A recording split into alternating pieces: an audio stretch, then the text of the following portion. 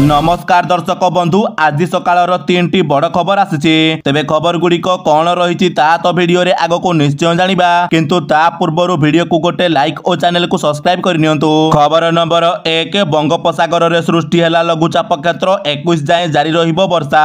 आज बंगोपसागर रे एक लघुचाप क्षेत्र सृष्टि होईची बोली आंचलिक पाणीपाग विज्ञान केंद्र सूचना देइछे। केंद्रीय बंगोपसागर संलग्न उत्तर बंगोपसागर रे एही लघुचाप क्षेत्र सृष्टि होईछे। एहा जड़ित संपृक्त घूर्णिबलय दक्षिण पश्चिम दिग को ढली रही लघुचाप क्षेत्र अधिक घनीभूत होई उत्तर पश्चिम दिगरे गति करी आसंता 2 दिन में ओडिशा उपकूल छुईबार संभावना रही। गोटे लघुचाप सक्रिय रही बेले आउ एक लघुचाप सृष्टि होइथिबारु एहार प्रभाव रे राज्यर विभिन्न स्थान में प्रबल वर्षार संभावना रही। आसंता 21 तारिख पर्यंत वर्षा जारी रहिबो बोली पाणीपाग विभाग सूचना देइछे। खबर नंबर 2 अस्थायी भंडार को स्थानांतर हैला महाप्रभुंक रत्न भंडार सामग्री। महाप्रभुंक भीतर रत्न भंडार गुरुवार दिन अस्थायी भंडार को स्थानांतर होइछे।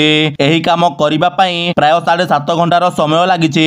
रत्न भंडार तदारख कमिटी अध्यक्ष जस्टिस विश्वनाथ रथ गुरुवार संध्या रे गणमाध्यम को एही प्रतिक्रिया दैछन्ती। श्रीमंदिर रत्न भंडार रु बाहरिला परे गणमाध्यम को से कहिसन्ती पूर्वरु प्रथम धपारे गत 14 तारिख रे बाहर रत्न भंडार खोला जाइतिबा बेले आज बहु प्रतीक्षित भीतर रत्न भंडार खोलिछे। ओडिशावासींकर जेउ आशा और आशंका थिला ताहा दूर होइछे। सबु अलंकार सुरक्षित रहिछे एवं एही सबु अलंकार को अस्थायी स्ट्रॉन्ग रूम को स्थानांतर करा जाइछे। खबर नंबर 3 श्रीलंका पई घोषणा हला भारतीय टीम रोहित कोहली सामिल। भारतीय क्रिकेट टीम रो श्रीलंका गस्त पई बीसीसीआई दल घोषणा करिछे। रोहित शर्मा एवं विराट कोहली दिनिकिया दलर अंशविशेष होइथिबा बेले रोहित दिनिकिया दलर अधिनायक हेबे। सूर्य कुमार यादव को टी20 दलर अधिनायक करा जाइछे। शुभमन गिल टी20 एवं दिनिकिया दलर उप अधिनायक होइछन्ते।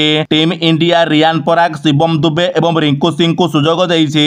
केएल राहुल एवं ऋषभ पंत भारतर दिनिकिया दल को फेरिछन्ते।